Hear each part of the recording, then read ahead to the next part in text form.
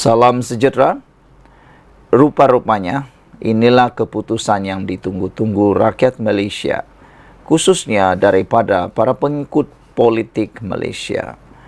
Seperti yang dijangka, 6 ahli parlimen yang menyatakan sokongan kepada Anwar Ibrahim tidak mahu berganjak seinci pun ataupun tidak mahu mengubah pendirian mereka menyokong kerajaan perpaduan madani pimpinan Anwar Ibrahim. Disangka selepas diintimidasi ataupun diugut dengan cara perlembagaan bersatu dipindah dan diugut untuk dibuang ataupun terlepas kerusi mereka, kerusi parlimen, nampaknya ugutan tersebut tidak berjaya. Mereka tetap dengan keputusan nekat menyokong Anwar Ibrahim. Beberapa hari yang lepas, 2 minggu yang lepas, ada notis diberikan kepada mereka untuk menyatakan pendirian terkini mereka. Dalam masa 14 hari perlu dijawab notis tersebut. Namun tindakan 6 orang ahli parlimen dan seorang adun ahli Dewan Undangan Negeri di Selangor tidak menjawab notis tersebut menyebabkan akhirnya bersatu menggugurkan keahlian 6 ahli parlimen dan seorang adun. Nampaknya tindakan ini tindakan nekat daripada parti Bersatu. Disangkakan tindakan ini boleh menyelamatkan kerusi Bersatu tersebut. Namun demikian, ada beberapa ahli politik ataupun ada beberapa penganalisis politik bebas menyatakan tindakan menggugurkan keahlian 6 ahli parlimen dan seorang adun ini tidak akan membawa apa-apa kesan memandangkan ada duluan sebelum ini. Duluan itu dulu pernah berlaku di Sabah, melibatkan ahli politik, pemimpin parti Bersatu juga. Dan akhirnya keputusan tidak boleh dibuat oleh mahkamah kerana tiada peruntukan kuasa kepada mahkamah yang hanya boleh memutuskan kedudukan ahli-ahli parlimen maupun ahli Dewan Undangan Negeri ialah Speaker Dewan Rakyat ataupun Speaker Dewan Undangan Negeri.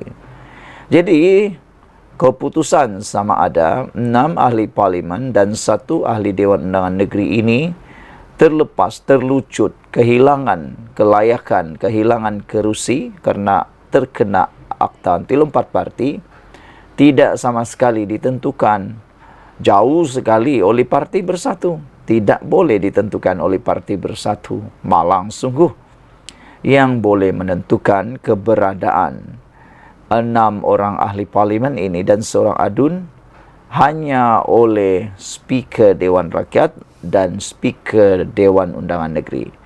Jadi dengan kata itu, tiada gunalah Parti Bersatu membuat pindaan perlembagaan Parti Bersatu untuk kali ini.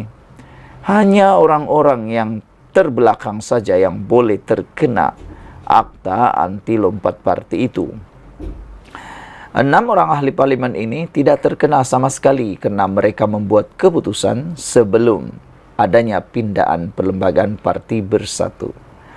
Jadi penganalisis politik kata mereka yakin 100% berdasarkan duluan yang pernah berlaku, kes yang berlaku sebelum ini, bahawa 6 ahli parlimen ini tidak akan terlucut daripada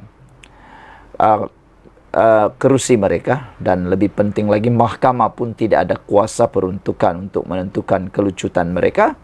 Maka bolehlah kata 6 ahli parlimen ini besar kemungkinan akan menjadi ahli parti bebas. Otomatik jadi parti bebas, bebas memilih parti mana yang mereka pilih kerana bukan mereka yang lari daripada parti ataupun lompat parti, tapi mereka dilucutkan, gugur keahlian.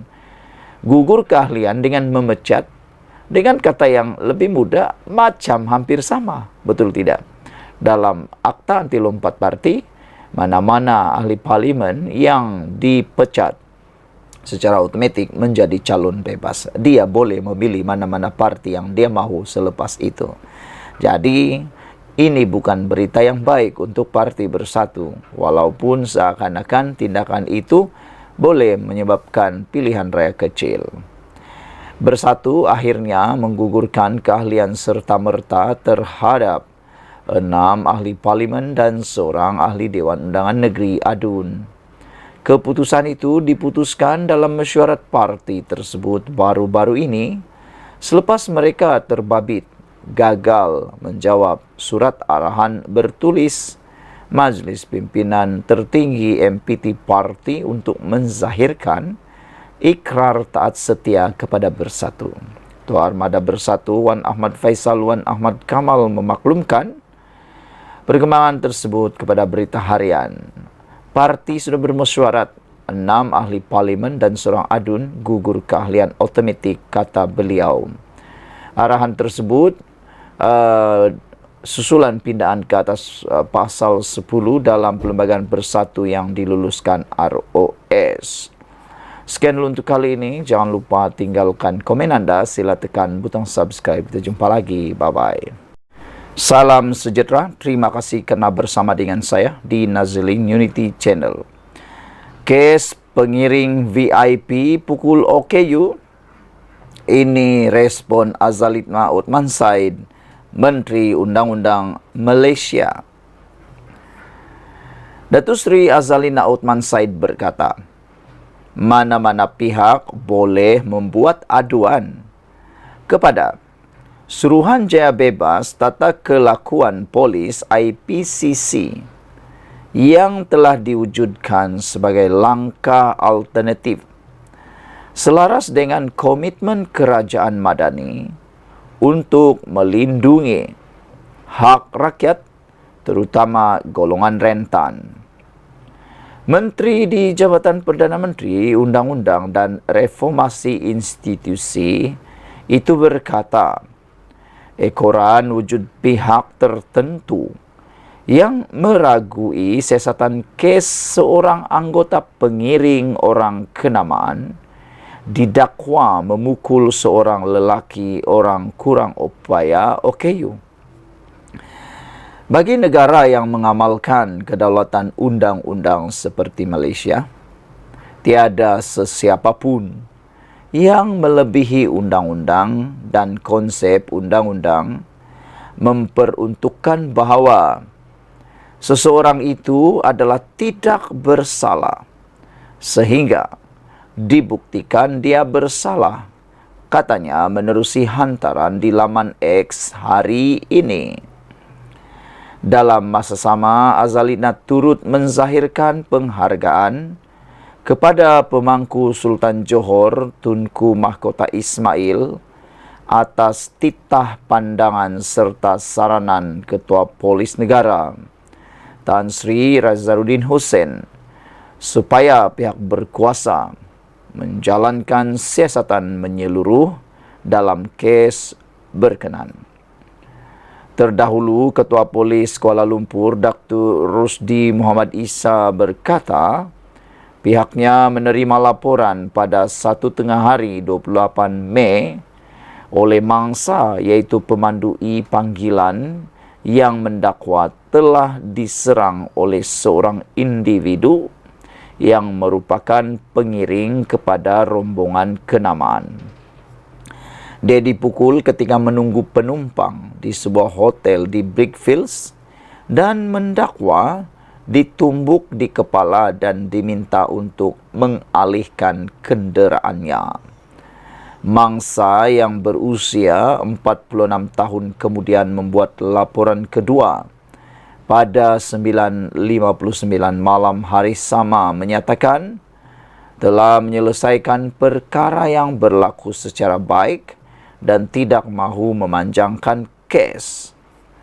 Sekian dulu untuk kali ini. Jangan lupa tinggalkan komen anda untuk isu kali ini.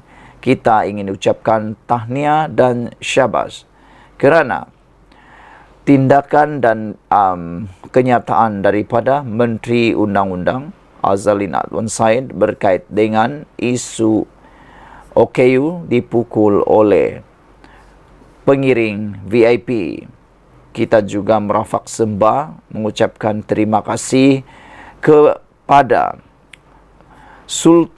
Pemangku Sultan Johor Tunku Mahkota Ismail atas titah pandangan serta saranan Ketua Polis Negara Tan Sri Razaruddin Hussein supaya pihak berkuasa menjalankan siasatan menyeluruh dalam kes berkenaan. Sekian dulu untuk kali ini. Jangan lupa tinggalkan komen Anda untuk isu kali ini. Kita jumpa lagi. Bye-bye. Salam sejahtera. Terima kasih karena bersama dengan saya di Nazilin Unity Channel.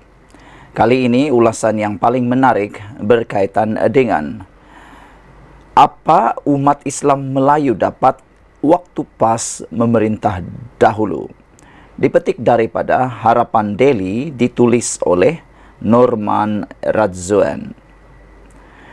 Sejak sekian lama apabila tanah rizab Melayu semakin mencungap, bukan angkara bangsa Cina, India dan lain-lain, tetapi angkara bangsa sendiri.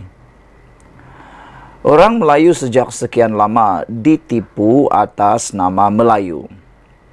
Orang Melayu sejak sekian lama ditipu atas nama agama. Akhirnya, bumi dipijak Melayu milik orang kerana bangsa Melayu dan penunggang agama. Apa bukti? Masih ingat pas desak kerajaan kembalikan peruntukan sekolah tahfiz dan sekolah agama apabila ditarik oleh Mahathir pada tahun 2017? Namun, apabila mereka memerintah 33 bulan, ada mereka berikan peruntukan tersebut? Apa umat Islam Melayu ini dapat waktu pas memerintah dulu? Yang mereka dapat pas bekerja sama dengan Mahathir yang menarik peruntukan tersebut. Akhirnya, Datuk Sri Anwar Ibrahim yang mereka hina siang dan malam tanpa pas mendesak telah mengembalikan geran sekolah agama rakyat di bawah JAKIM.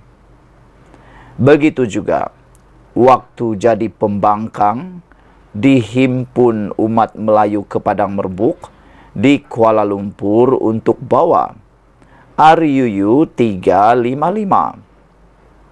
Apabila mereka memerintah 33 bulan, ada mereka sekurang-kurangnya bawa usul RUU 355. Akhirnya, Datuk Sri Anwar Ibrahim minta Menteri Agama bagi pihak kerajaan membawa usul RUU 355 ke Parlimen tahun ini. Yang kita dapat, cabutan judi dinaikkan oleh kerajaan bersama PAS. Akhirnya, Datuk Sri Anwar menurunkan kembali cabutan bertuah itu kerana ia tidak baik untuk kesejahteraan rakyat. Apabila kerajaan tidak memberikan peruntukan kepada ahli parlimen pembangkang, dikatakan zalim. Apabila Muhyiddin lakukan perkara yang sama, tidak pula zalim. Begitulah mengenai minyak subsidi bersasar. Ketika zaman Muhyiddin dan Ismail Sabri Yaakob, kedua-dua Perdana Menteri itu sudah mengeluarkan kenyataan betapa perlunya mengenai subsidi bersasar dilaksanakan kerajaan. Tetapi kedua-dua mereka tidak berani untuk melaksanakannya.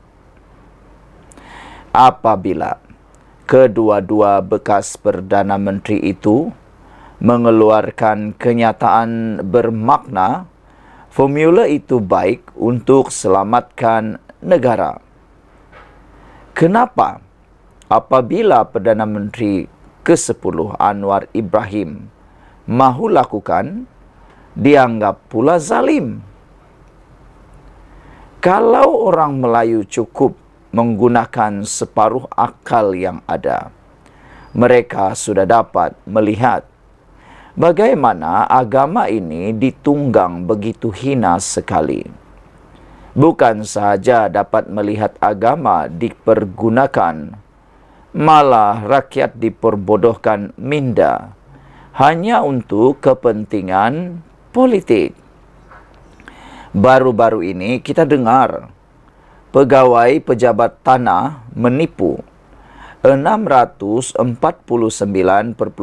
hektar tanah Rizab Melayu di Perak.